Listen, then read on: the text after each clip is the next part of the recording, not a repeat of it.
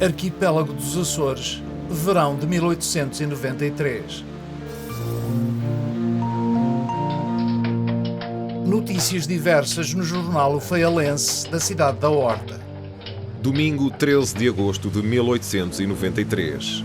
No concelho das Lajes do Pico existe estrada só entre Lajes e São João. Nas Ribeiras, Calheta, Piedade, nada se há feito, nem ao menos resta a esperança que se faça 1 metro de estrada. É lamentável que, contribuindo todos para as despesas gerais, só uns gozem dos melhoramentos, ficando outros votados ao esquecimento e ao abandono. Domingo, 27 de agosto de 1893. Registamos com imenso júbilo a data de 23 de agosto de 1893, em que foi amarrado na praia desta cidade, a Horta, o cabo que nos põe em comunicação com Portugal e ilhas deste arquipélago. Domingo 3 de setembro de 1893. Estamos na presença de um ano de muitas faltas, de um ano de crise alimentícia e também pode dizer-se de um ano de calamidade por efeito do violento ciclono que na manhã de 28 de agosto caiu sobre esta e a Ilha do Pico e, provavelmente, se fez sentir também na Ilha das Flores, de onde ainda não temos notícias.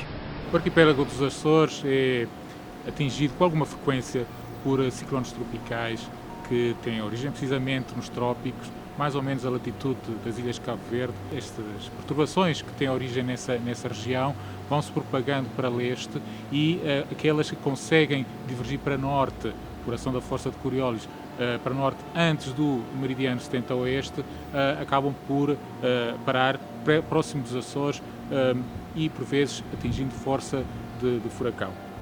Na temporada de furacões de 1893, há um total de 9. O que atinge os Açores em 28 de agosto é o 7º. Nessa altura não se davam nomes aos furacões. Isso foi uma prática institucionalizada muito mais tarde, mas há registro dessas tempestades todas, até mais antigas, mas que em particular essa ficou famosa. Historicamente talvez tenha sido a tempestade ou o ciclone tropical mais destruidor que se tem registro nos Açores. Teve atingiu possivelmente uma categoria na escala de Simpson, Saffir-Simpson de 2, portanto que é uma coisa que é realmente inédita ou poucas vezes aconteceu aqui nos Açores.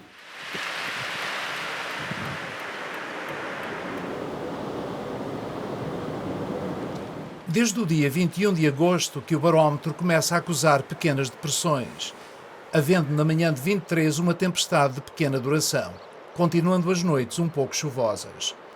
Durante alguns dias, o mar, ora se apresenta calmo, ora agitado, e o vento oscila entre fresco e moderado, variando constantemente de rumo entre sudoeste e sul-sudoeste.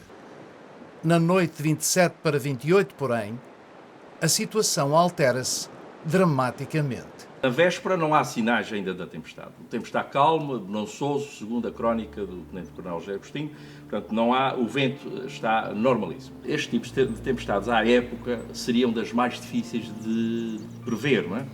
Na medida em que, não havendo os meios que há hoje em dia, e atendendo a que elas têm um raio de ação relativamente limitado, né, comparando com outras tempestades mais que vêm de norte, normalmente,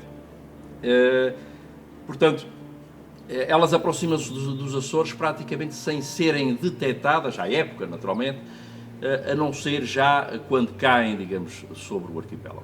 Segundo dados meteorológicos recolhidos na altura, à meia-noite, a tempestade encontra-se ainda a umas 500 milhas longe do grupo central, escassas horas antes de atingir o seu alvo. À meia-noite do dia 27, portanto às 0 horas do dia 28, o ciclone está a cerca de 500 milhas a sudoeste do Grupo Central. Já às 6 da manhã já está a menos de 300 milhas e, finalmente, ao meio-dia do dia 28, atinge, digamos assim, a posição, essencialmente, a noroeste da Ilha Graciosa. Entre as 6 e as 12 horas da manhã, o furacão abate-se como um monstro raivoso sobre os Açores. O editorialista Marcelino Lima oferece o seu testemunho em tons dramáticos. O vento, num caminhar vertiginoso, fazia gemer tudo sob a invencível violência do seu sopro devastador, e o mar, num furor inconcebível, encapelando-se lá ao longe como uma fera a formar o salto para cair sobre a presa. Nunca vi a natureza tão má e tão forte. O jornal O Telégrafo dá testemunho da fúria da tempestade na cidade da Horta. Das 11 para o meio-dia, felizmente quando toda a gente recuava ante a fúria do mar, 2 vagas, 2 só, se formavam ao largo, cresceram, arquearam-se uma após a outra, e estalando como um formidável trovão, desfizeram sobre a terra. Um horror. A devastação faz-se sentir por todo o arquipélago. À medida que se vai tomando conhecimento dos efeitos da tempestade, os jornais começam a relatar os prejuízos materiais e a miséria humana, particularmente no Faial e no Pico, as 2 ilhas mais atingidas. Na Horta, uma parte da muralha que defende a cidade, destruída, todas as casas próximas estragadas, ameaçando algumas ruínas. O Telégrafo, 4 de setembro de 1893. Foi nesta ilha do Pico, em toda a extensão da costa sul, desde as Lajes até a Areia Larga, onde o mar fez mais consideráveis estragos, produzindo muitíssimos prejuízos. Pode dizer-se que toda a costa está transformada num verdadeiro mistério. O Faialense, 3 de setembro de 1893. Os estragos na Ilha do Pico são consideráveis.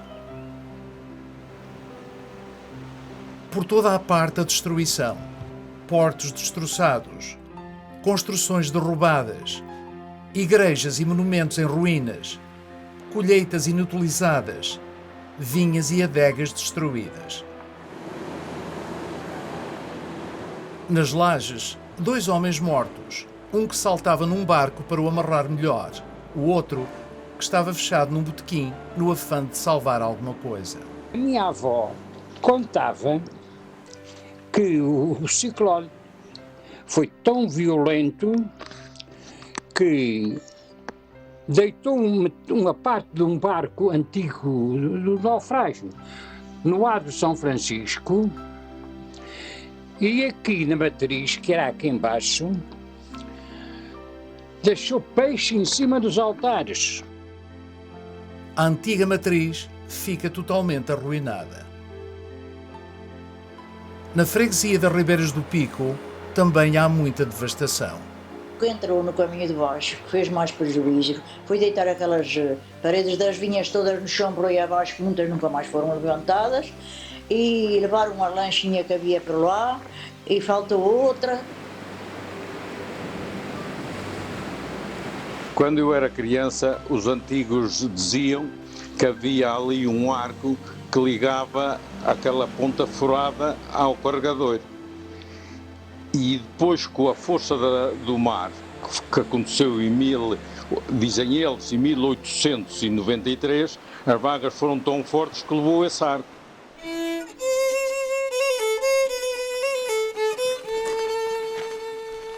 Vocês caminhem, vão de certeza encontrar água, vão encontrar água aí para cima. Água aí para cima. Vou ver.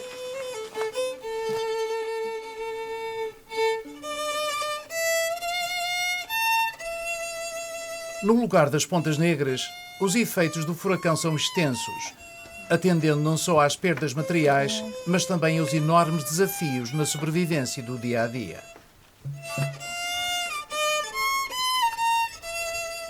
Além das 15 adegas arrasadas, os 3 poços de baixa mar que fornecem água ao lugar ficam totalmente entupidos.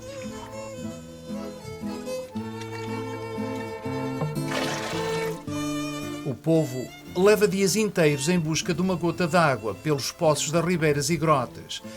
E essa mesma que encontram não é suficiente.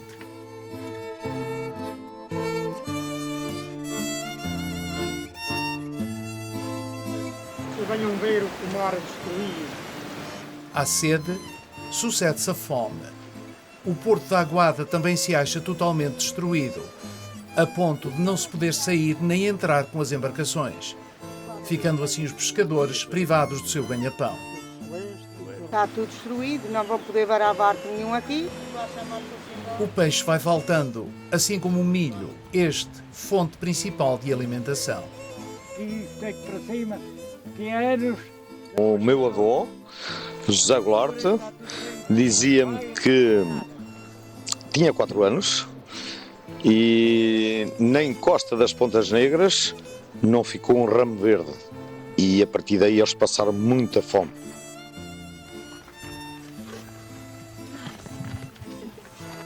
O jornal O Feialense relata a miséria humana que se faz sentir no lugar das Pontas Negras. É tristíssimo ver o panorama que os campos apresentam e causa horror ver pessoas pela estrada. Muitos pais e mães com o seu saquinho às costas à procura de quem lhes venda algum alqueire de milho para matar a fome aos seus filhinhos. E sem obterem qualquer pequena porção de mantimento, voltam desfalecidos com as lágrimas nos olhos para junto dos filhinhos que deixam em casa. Curiosamente, em Santa Cruz, os estragos materiais são mínimos, em comparação aos outros lugares da freguesia. O mar limita-se a obstruir uma porção de caminho desprotegido pelo muro de defesa junto à ladeira. Felizmente, a viragem do vento do quadrante sul para sudoeste poupa a aldeia à submersão total. Assim, o grande impacto do furacão em Santa Cruz não é de ordem material. Aqui, a situação é bem mais grave do que isso. Vem aí uma outra tempestade que vai devastar o coração e a alma do povo deste lugar. No dia 27 de agosto de 1893, o povo de Santa Cruz das Ribeiras acorda em manhã soalheira e morna. É domingo e toda a gente passa o dia a descansar das lidas da semana, a ir à missa, a conviver com amigos. Para a semana que entra, haverá novas canseiras pelo certo, mas estas serão particularmente mitigadas pelo sempre ansiado regresso dos 2 barcos de cabotagem do lugar, que durante os meses de verão fazem serviço interilhas, o Santa Cruz e o São Bernardo. Elegantes embarcações de 2 mastros latinos, os navios de cabotagem são o ganha-pão de muitas famílias da Ilha do Pico. Os de Santa Cruz, o orgulho do povo, os embaixadores da freguesia. Ao anoitecer deste domingo de 27 de agosto, depois do toque das Trindades, o povo do lugar vai para a cama, tranquilo, antecipando uma semana de feliz expectativa. O Santa Cruz e o São Bernardo não tardam. Chegam daqui a poucos dias. É um barco. Durante as primeiras horas após o furacão, o povo de Santa Cruz não quer acreditar que os seus 2 barcos tenham perecido no mar. Confia-se na experiência e perícia dos mestres e tripulação. Tanto mais pensam, nem sequer teriam eles se aventurado a sair de Porto Seguro perante tamanha tempestade. O que então se desconhece é que na manhã de 28, o Santa Cruz e o São Bernardo, ancorados na baía de Angra do Heroísmo em serviço de escala, decidem aventurar-se. Apesar do mar já se encontrar fustigado por fortes ventos do quadrante sul, estarão confiantes de certo na sua perícia de marinheiros habituados a estas condições. São marinheiros experientes que sabem, digamos, lidar com o Mar do Sul e ao saírem de Angra, da Baía de Angra, em direção à Graciosa, contam mais tarde com o abrigo da ilha de São Jorge. Não contavam é que o vento rondasse tão rapidamente para o oeste e, por conseguinte, os apanhasse em pleno canal, em mar aberto, e a partir daí, mar e vento são a sua desgraça.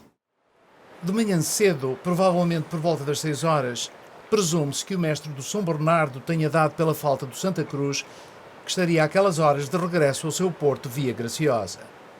Dado o alerta, a tripulação do São Bernardo, com um carregamento de pipas vazias, teria navegado em perseguição do Santa Cruz. Era a concorrência pela obtenção de melhores proventos económicos. Quem chegasse em primeiro lugar ao seu porto de destino tinha a oportunidade de vender as suas cargas a melhor preço, além de obter a fama de ser o mais rápido. Em terra, alguém terá visto os barcos a sair da baía, presagiando o pior.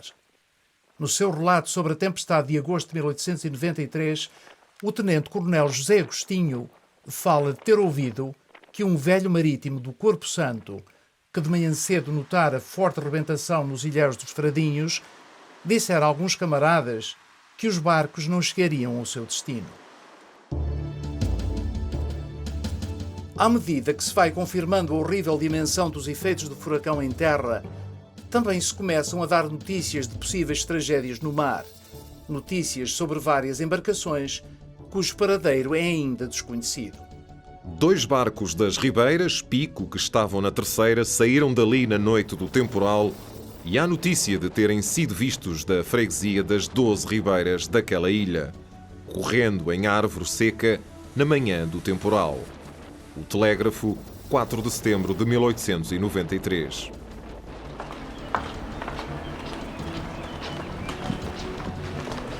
Ai, Deus. Em Santa Cruz das Ribeiras, famílias angustiadas, acompanhadas de vizinhos e amigos, acorrem à igreja. Em prece fervorosa ao seu padroeiro, pedem a graça de uma notícia a confirmar a sobrevivência dos 23 homens a bordo dos 2 barcos. Acontece que na manhã de 28, o navio de passageiros Vega da empresa insulana de navegação, já com algumas horas de viagem a partir de Ponta Delgada, rumo aos Estados Unidos da América, ele também é apanhado pela tempestade. Decide abrigar-se na horta. Chegado a esta cidade, o comandante do navio, capitão António da Costa Coelho, terá relatado a tragédia. Dizia ter avistado um dos barcos das Ribeiras, não sabia qual deles, a tentar aguentar-se no turbilhão das águas. Mas as ondas eram de tal forma alterosas que não tinha havido hipótese de os socorrer. A tempestade, o que eu sei dos relatos do tenente-coronel José Agostinho, e esses relatos eram contados pelo meu pai e pela minha mãe, de quando o navio americano passou por eles e que os viu debaixo daquela tempestade enorme e com os braços no ar e que tinha visto um homem com um machado a cortar o mastro grande do iate para ver, com certeza, para ver se o barco embalançava menos. Minha bisavó relatava aos netos que a história do homem estar a cortar o mastro que devia ser o avô, José Soares, porque era um indivíduo muito forte e muito ágil no mar, era um indivíduo muito competente. Imagine-se o esforço dos marinheiros a tentarem salvar as suas vidas no meio daquele inferno de vento e de mar. Pode-se só imaginar. Eles são homens experientes que sabem como lidar com tempestades no mar, já devem ter na sua vida atravessado muita tempestade. Devem ter baixado o pano, e aliás há notícias disso, que já passam às 12 ribeiras sem velas, sem o velame. Devem ter levantado as amuras, devem ter feito todo o possível para evitar que a água entrasse na embarcação, mas também afastar-se de terra. Presumo que terá sido uma das preocupações dos mestres das 2 embarcações afastar-se o mais possível de terra. Porque o mar de sul e vento de proa, naturalmente que os empurrava inevitavelmente para a rocha. E isso nenhum marinheiro quer, naturalmente. Eventualmente algum tabuado, devem ter montado algum tabuado, se já não o levavam montado, um tipo de resguardo que essas embarcações também dispunham, um duplo sobrado, um duplo deck, para condicionamento de carga, mas também para evitar a entrada de tanta água. Devem ter feito, digamos, devem ter trabalhado com o leme, praticamente, a partir daí só com o leme, mas não há leme, não há, digamos, operação possível para tanto mar e tanto vento. Se os mestres do Santa Cruz e do São Bernardo contemplaram um possível regresso à Baía de Angra como o último refúgio, de certo que terão abandonado a ideia, considerando a manobra fora do seu alcance. A partir das 5 ribeiras, julgo que já ninguém conseguia pensar, ou sequer foi considerada a hipótese de voltar a Angra. A Baía de Angra já estaria impraticável e o mar de sul na Baía de Angra torna completamente impraticável. Aliás, há embarcações que naufragam na própria Baía de Angra. Não é barco, não é barco, não é nada. Em relação à notícia dada pelo capitão do navio Vega de ter visto um dos barcos das ribeiras afundar-se, não há registro nem memória dela ter sido do conhecimento imediato do povo das ribeiras. Se o foi, a reação geral terá sido de dúvida perante a falta de provas de naufrágio concretas. Por agora, reinam a angústia, a confusão e a incerteza. Muitos dos familiares dos homens desaparecidos acorrem à costa a vigiar o mar de miradouros, na esperança de avistarem os barcos, mas em vão. Ansiosamente, aguardam-se também notícias de 3 outras embarcações de pesca, das quais ainda não se sabe o paradeiro, mas que se presume estarem a salvo. Talvez estes barcos possam dar notícias dos outros. Dias depois, porém, estes 3 barcos, que tinham procurado abrigo no topo Ilha de São Jorge, teriam regressado a Santa Cruz, não tendo qualquer notícia dos barcos desaparecidos, relatando somente a força da tempestade que tinham presenciado. A história que meu pai me contou, quando estavam na Furna e veio aquela tempestade, aqui para uma ladeira acima, para chegarem acima às residências, para uma ladeira acima, meu pai disse: a gente não podia caminhar em pé, a gente ia de gatinhas, e a gente ia de gatinhas para o caminho acima, íamos engatinhando, porque o vento era tanto que se a gente se levantasse em pé, caminhava com a gente por o ar. Com a passagem dos dias, perante a falta de notícias sobre o paradeiro do Santa Cruz e do São Bernardo, a esperança começa a dar lugar à dúvida, ao desespero. Procuram-se respostas. Sabiam que por volta que eles tinham levado, e então não havia esta estrada, nem havia nada disto, era caminhos velhos. E então as pessoas lembraram-se que havia uma senhora Isabelinha, no Camantão, esqueceu o nome, na Prainha do Norte. E elas atravessavam um mato a pé, para irem lá saber, uma vez vinha uma, outra vez vinha outras, e a mulherzinha dizia sempre: eles foram para uma terra nova. Onde é que eles estão? Estão numa terra nova. Elas, que não conheciam o mundo, muita gente antiga nem sequer sabiam o que era o mundo, pensavam que eles que ainda vinham para trás. E depois lá ia, a cabo de semana, lá ia outra data, até que se souberam que eles nunca mais voltavam para trás. A ida à feiticeira deve ser contextualizada com a sociedade da altura, a sociedade final do século XIX, em que a ciência estava muito pouco desenvolvida e, como tal, havia muitos fenómenos para os quais não se conseguia dar resposta.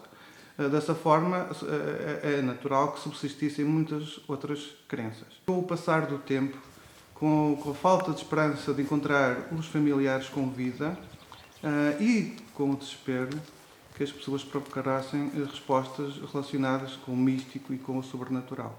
4 semanas após o temporal, o jornal O Telégrafo julga como certo o naufrágio dos 2 barcos ribeirenses, atendendo à falta de qualquer notícia sobre o seu paradeiro. Ai, Jesus! A nossa casa! É tristíssimo ver o quadro que apresenta a povoação de Santa Cruz depois da perda destes homens. O luto e a miséria que se apoderou desta população são tudo ais e gemidos que saem de dentro das habitações. Os pais choram pelos filhos, mulheres pelos maridos, filhos pelos pais, irmãos por irmãos, amigos por amigos, enfim, toda a freguesia está sentidíssima pela perda de tantos homens e quase todos na flor da idade. Algumas destas infelizes famílias ainda julgam que não houve naufrágio e conservam uma esperança. Ave Maria, cheia de graça, o Senhor é convosco, bendita sois vós entre as mulheres, bendito é o fruto do vosso ventre, Jesus. A história que me contavam era das esperanças que tinham, dos serões à noite a rezarem à luz da vela, em frente à mesa das imagens, na esperança de algum sobrevivente e que nunca chegou. Uma dessas pessoas que ainda tem esperanças é Isabel Josefa, bisavó de Rosa Gaspar. Rosa é portadora da história da família, história essa que lhe é transmitida ainda em criança. O meu bisavô José Soares de Sousa era o mestre do Santa Cruz nessa triste viagem em que aconteceu tão grande desastre. Ele era casado com Isabel Josefa, a minha bisavó, que durante muito tempo tive a esperança que eles não tivessem morrido, que a força do vento e das ondas o tivessem arrastado para outras zonas. Como há dificuldades de comunicação e nenhum vestígio de naufrágio, a bisavó de Rosa e muitos outros entendem que a falta de notícias é uma boa razão para ainda alimentarem esperanças. A minha bisavó tinha já 2 filhos nos Estados Unidos, na Califórnia, em Santa Maria, e ela escreveu a um deles e contou-lhe essa ideia do pai ainda estar vivo, porque podia ter sido arrastado para outros lados. E ele respondeu-lhe, dizendo que um amigo que viajava nos Açores num barco, que atravessava o mar dos Açores, os tinha visto naufragar. Que eles, ao se verem aproximar-se aquele barco maior, tentaram chegar-se ao pé dele e nessa altura naufragaram, desapareceram. E, portanto, não havia esperança nenhuma. Foi pela primeira vez que elas se convenceram que ele tinha morrido. Santa Cruz das Ribeiras, e com ela toda a freguesia, está mergulhada em desespero e em luto profundos. Eu lembro de minha avó dizer que a igreja que era um negrume, porque havia mulheres que eram viúvas, de chale por cima da cabeça, que nunca mais tiraram o chale por cima da cabeça. A freguesia ficou toda com uma de luto. Mesmo que não eram parentes, ficaram tudo com uma de luto.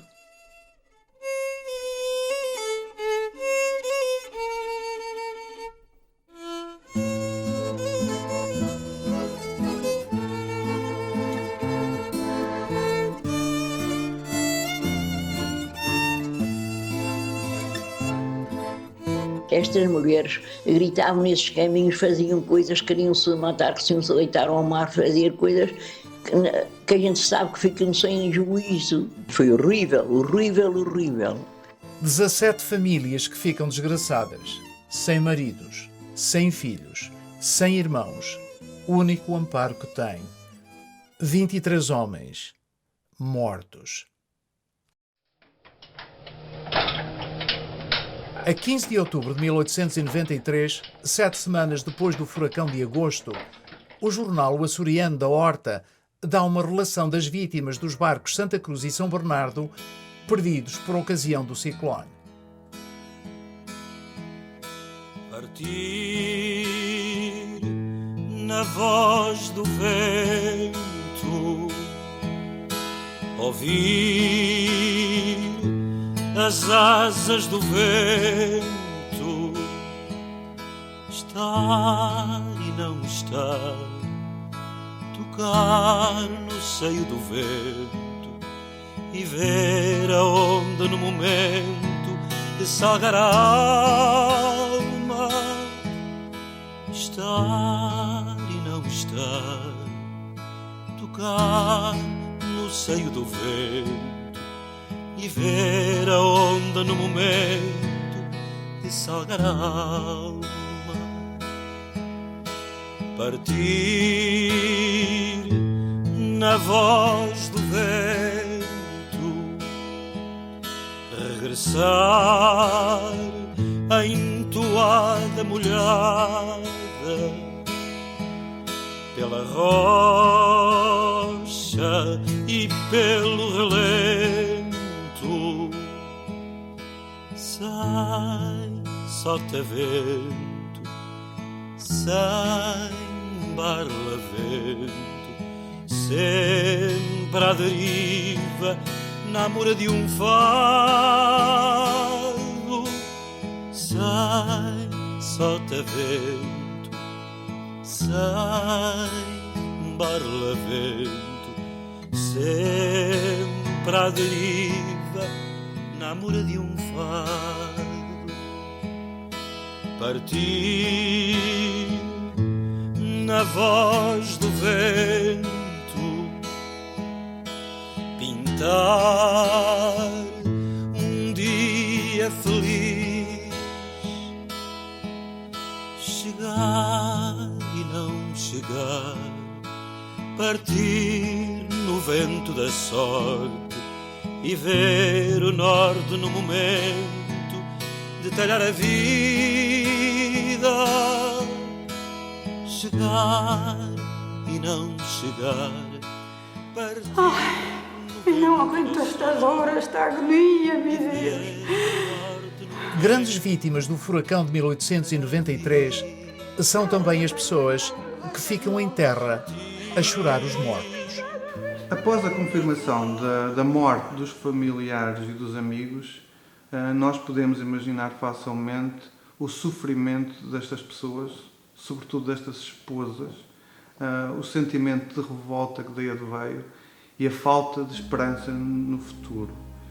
O sentimento de revolta e o da falta de esperança teria sido normal a incidência de depressão, até mesmo, em certos casos, com tendências suicidas. Tudo isto sustentado por uma mágoa profunda. Mágoa esta que perdura na memória dos mais diretamente afetados pela tragédia por muito e muito tempo.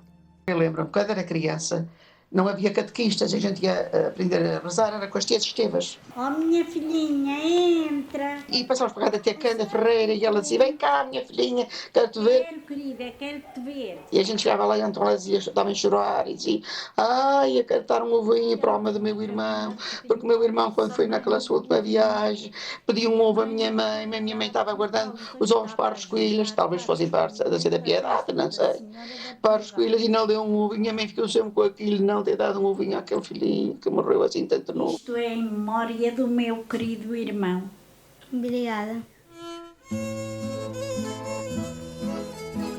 Além do trauma emocional, há também penuria física indescritível, muita fome e pouco auxílio. Anos de fome houve vários no decorrer dos tempos, mas um dos mais calamitosos, um dos mais graves foi realmente 1893, após o ciclone de 28 de agosto. O ciclone destruiu todas as culturas. Evidentemente, comecei a entrar no inverno, não havia possibilidade de renovar as culturas. E as pessoas ficaram numa situação desastrosa. Houve muita fome.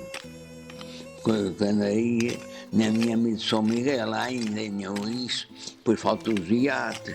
A minha sogra dizia-me que vinha, fazia bolo de jarro.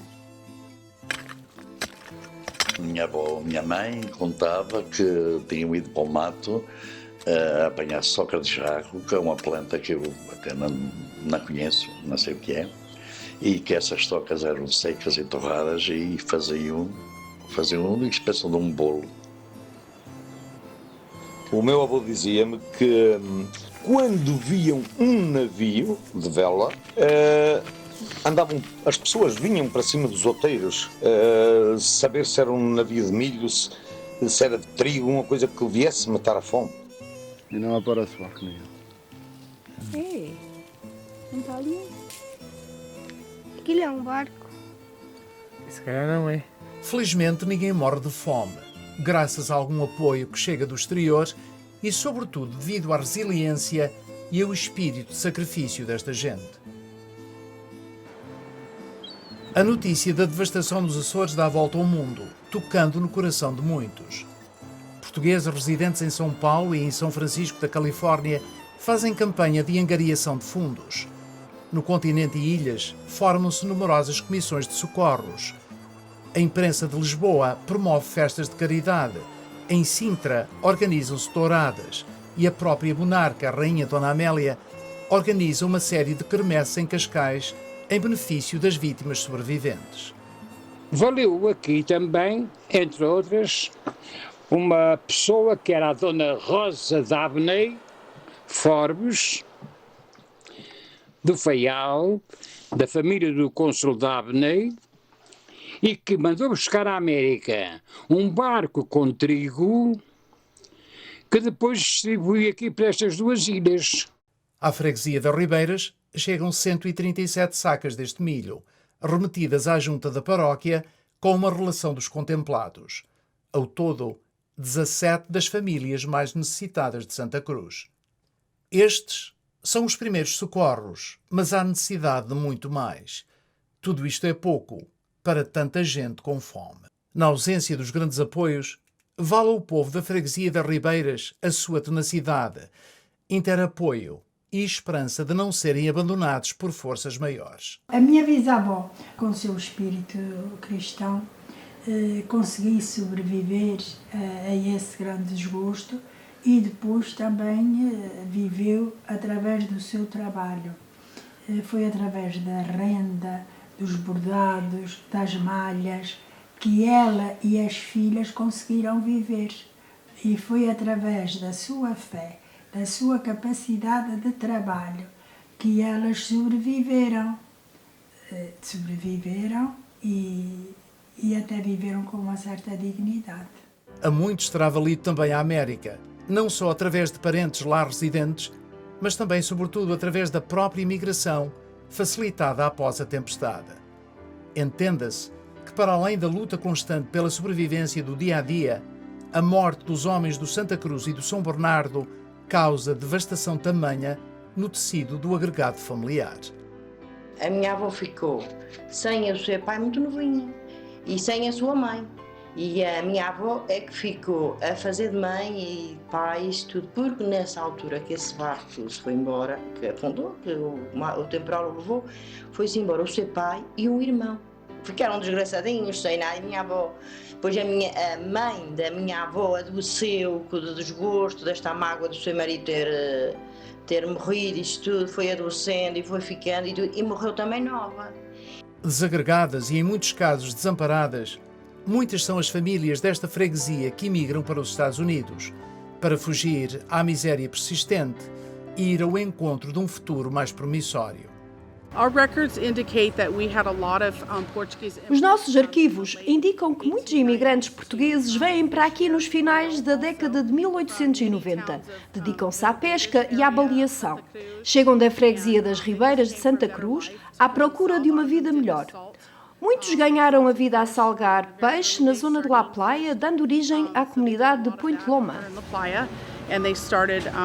Basically, a lot of Point Loma was from those immigrants in that time period. A gente sabe que veio muita gente naquela altura para aqui, principalmente aqui para San Diego, veio muitos pescadores para aqui a trabalhar no peixe. A cidade de San Diego beneficia com a presença destas famílias das Ribeiras, que muito contribuem para o desenvolvimento da comunidade que as acolhe. Aqui em San Diego, temos uma comunidade relativamente pequena, mas nós sabemos que depois daquela tempestade horrorosa que houve, faleceu tantas pessoas na freguesia de Santa Cruz das Ribeiras, que vieram vários imigrantes para aqui devido a essa perda de família e também de anos da fome que se seguiram a esses. E muitas dessas famílias, além de ter ajudado a fundar aqui a comunidade portuguesa, também ajudaram as famílias a viver e a recuperar na sua terra natal. Uma grande parte destas famílias pioneiras acaba por nunca mais voltar à sua freguesia, sem contudo, porém, jamais se esquecer dela, contribuindo larga e generosamente para o bem-estar dos que ficam atrás. O avô do meu marido, que era de Santa Cruz, chegou aqui a San Diego nos fins do século XIX. E que ele, como tantos outros, ajudou a família em Santa Cruz, mandando dinheiro e roupa.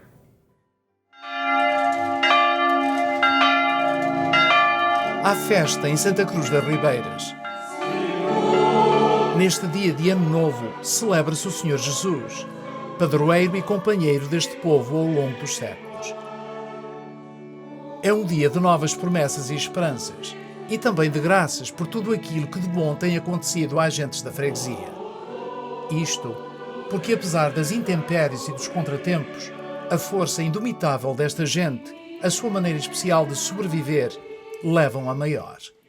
O povo da freguesia das Ribeiras sempre teve características especiais e sempre viveu numa forma diferente de outras freguesias. A freguesia é formada por diversas localidades e cada uma tem a sua forma própria de viver, enquanto que Santa Bárbara e Caminho de Cima vivem essencialmente da agricultura, Santa Cruz vive principalmente da pesca. As Pontas Negras, Ribeira Seca e Ribeira Grande, vai então mais aquele tipo de operariado. Portanto, são os pedreiros, os carpinteiros. Esta diversidade profissional, a par com um grande espírito de solidariedade, interajuda e respeito mútuo, muito terão contribuído para que o povo da freguesia sobreviva com dignidade através dos tempos. Não haverá grandes riquezas, mas também não haverá grandes pobrezas. O que há é muita nobreza no ato de sobreviver. Ao longo dos anos que se seguem à tempestade de 1893, entre todos os lugares da freguesia, e sem menosprezar nenhum deles, Santa Cruz, em particular, atinge um certo grau de importância económica, sobretudo no setor marítimo, criando condições de prosperidade que acabam por beneficiar toda a gente. Não tem terra nenhuma com uma história marítima como aqui de Santa Cruz. Eles tiveram sempre vontade e coragem para engendrar a vida, para, quer dizer, continuar na sua faina, nas suas pescas, na avaliação, nos iates. Nós tivemos 5 iates, estes foram 2. Depois tivemos o Ribeirense, tivemos o Andorinha e tivemos o São João, que também que naufragou em Santa Maria. Queremos lembrar os 23 marinheiros do São Bernardo e do Santa Cruz. Este ano, a missa da festa do Senhor Jesus é dedicada aos homens do Santa Cruz e do São Bernardo. Uma homenagem que é também um gesto de solidariedade e de conforto para com os descendentes. Todo o processo desta missa, sufragando as vítimas dos votos de capotagem do Santa Cruz e do São Bernardo, vai ajudar num processo de dor, mas também que é sadio de aliviar também o sentimento de perda de todos os familiares desta comunidade que perderam os seus entes queridos no acidente. Além da intenção da missa, a entidade paroquial também recheia a igreja de forma simbólica e bela, a relembrar os 23 homens. Colocámos uma grinalda de flores com 23 rosas, simbolizando cada uma delas as vítimas do naufrágio dos iates de Santa Cruz e São Bernardo. Este acontecimento foi a maior tragédia de que há memória e registro neste lugar de Santa Cruz.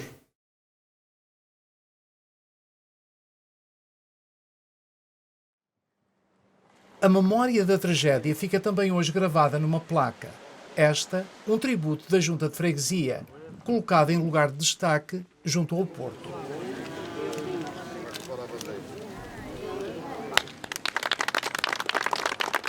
A ideia desta placa foi trazer à memória das pessoas as vítimas deste trágico acidente. Por um lado, reforça também lembrar as tradições marítimas que a nossa freguesia tem, que teve grandes homens do mar, e que tiveram grande importância no passado aqui no desenvolvimento da nossa freguesia. A procissão do Senhor Jesus percorre a rua principal desta aldeia, fazendo parte dela um povo em oração. E este ano, o de 2015, a carregar também com a memória de uma tempestade que herdaram e que tão profundamente afetou a vida dos seus antepassados. Há outras tempestades a seguir à de 1893, é certo, causando também muitos prejuízos. O ciclone de 1946, por exemplo, inunda quase por completo o lugar, causando enorme devastação na orla marítima, mas o furacão de 1893 pode ser considerada a maior das tempestades, em termos do seu impacto na vida das pessoas. Ainda hoje, há descendentes das vítimas que sentem um pouco a mágoa que herdaram dos seus avós.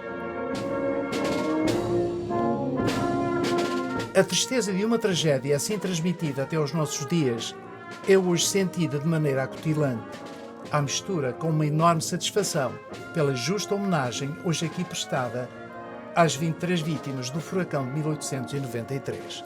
Eu gostei muito e vivi isso com uma certa emoção, porque fez-me recordar os meus tempos de menina, que a minha avó falava muitas vezes sobre a morte do pai e como tinha sentido, e eu acho que senti um pouco dos sentimentos dela nesse momento. Mas ao mesmo tempo tenho sentimentos contraditórios, que também eu gostei muito dessa homenagem prestada aos nossos marinheiros e faço votos que Santa Cruz recorde o seu passado como deve ser, como foi feito hoje. Espero que isso aconteça. Tenho estado muito emocionada, mas estou muito contente, muito feliz por se ter feito aquilo que se devia ter feito por ocasião do centenário.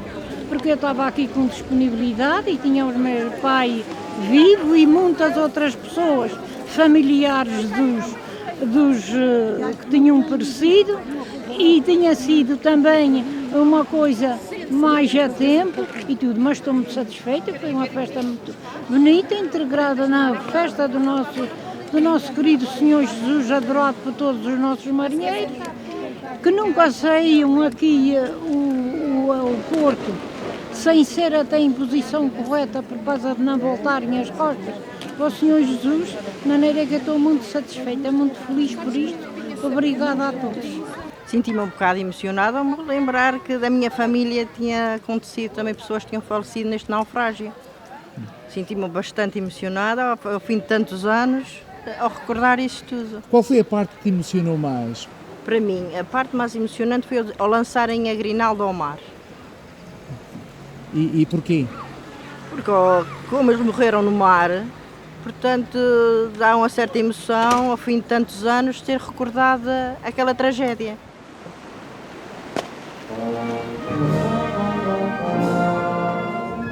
Esta homenagem aos homens do São Bernardo e do Santa Cruz é vista por alguns como um evento que já tardava, não só para possivelmente ajudar a cuidar de alguma ferida ainda por sarar, mas também para avivar a memória das presentes gerações em relação à imensidade de uma tragédia já um pouco apagada pelo tempo e que tão profundamente marcou este lugar. O que aconteceu hoje aqui foi uma comemoração de uma cerimónia religiosa com uma grinalda que foi feita em memória do acontecimento de 1893, que teve como função, que foi aceito como uma memória religiosa e que funciona também como uma espécie de purificação de um inconsciente coletivo de feridas seculares que ficam marcadas e que é preciso exorcizar, e as artes e as expressões ajudam a que isso aconteça. E tanto melhor se as artes e as expressões estiverem ligadas a uma sociedade civil, à comunidade a que pertencem e ligadas ao acontecimento. Eu acho que os nossos antepassados merecem esta homenagem que lhes fizemos hoje, que ela tinha sido esquecida destes anos passados. Mas hoje fica um marco no nosso lugar, nosso Santa Cruz, a homenagear os nossos que partiram e que merecem esta homenagem. O que se passou hoje aqui foi uma coisa importante e que vai marcar a história, tal e qual como marcou a tragédia de 1893. De facto, é um reconhecer das nossas origens, deste momento trágico que foi, de facto, o desaparecimento destes dois barcos e destas 23 pessoas, que deve ter tido um impacto brutal na localidade de Santa Cruz, e é importante, de facto, que os mais jovens tenham noção do reflexo que isto teve posterior e que teve na altura no impacto nestas famílias. Se o impacto imediato da morte dos 23 homens é de uma dor e de um desespero difíceis de imaginar, também é certo que a tragédia apela para o que há de mais nobre nos que ficam em terra a chorar. Na sua luta pela sobrevivência e apesar dos maiores contratempos, estes acabam por demonstrar uma coragem e uma tenacidade inigualáveis. Tornam-se assim mais unidos, mais fortes, uma verdadeira inspiração para as gerações futuras. Eu penso que a freguesia ficou mais unida naquela dor de terem perdido aqueles homens, porque aqui esta freguesia era como uma família, e como se perdeu muitos parentes, muitos pais e filhos, irmanavam todos a mesma dor e ficaram mais unidos por isso. Foi este o seu legado.